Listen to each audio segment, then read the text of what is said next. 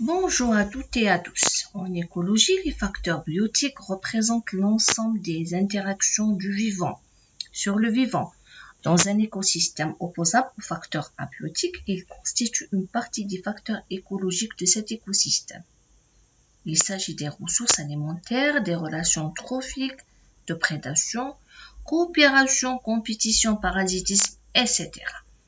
Un stress biotique du grec bios, ça veut dire vie, est un stress résultant de l'action néfaste d'un organisme vivant tel qu'une attaque d'un pathogène et se différencie du stress abiotique exercé par un changement d'environnement comme une pénurie alimentaire, une carence en azote, la dessiccation, les rayons UV, la pression osmotique.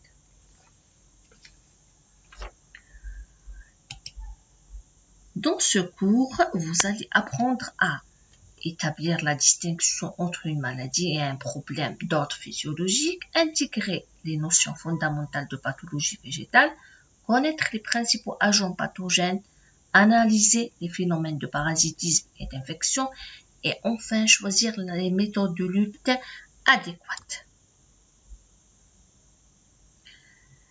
La recherche en phytoprotection vise à comprendre les interactions entre les plantes et leurs ennemis naturels et à développer des approches de lutte aux organismes nuisibles, qu'elles se basent sur des composés chimiques, des agents de lutte biologiques ou des plantes résistantes développées par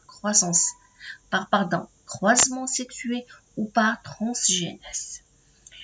Ce cours est destiné pour la troisième année licence agroécologie, dont l'objectif est de former des cadres de haut niveau ayant des compétences pluridisciplinaires capables d'appréhender les problématiques de l'ensemble problèmes phytosanitaires. Donc, ce cours contient 3 chapitres, la phytopathologie, la mycologie et la bactériologie. La phytopathologie est l'étude des maladies des plantes causées par des virus, des bactéries, des phytoplasmes et des champignons. La phytopathologie et la pathologie végétale, encore appelée phytiatrie, la science du diagnostic et du contrôle des maladies des plantes.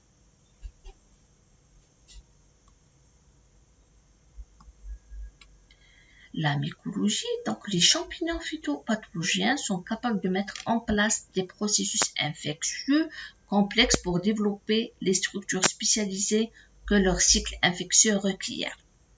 S'adapter aux conditions nutritionnelles que constitue l'hôte végétal et contrer les réponses de défense des plantes.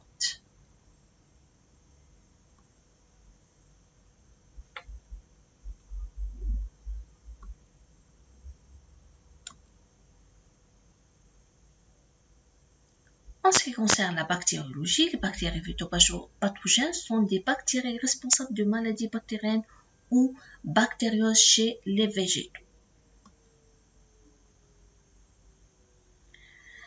Les bactéries sont ubiquitaires et sont présentes dans tous les types de biotopes rencontrés sur Terre. Elles peuvent être isolées du sol, des eaux douces, marines ou saumâtres, de l'air, des profondeurs océaniques, des déchets radioactifs, de la croûte terrestre, sur la peau et dans l'intestin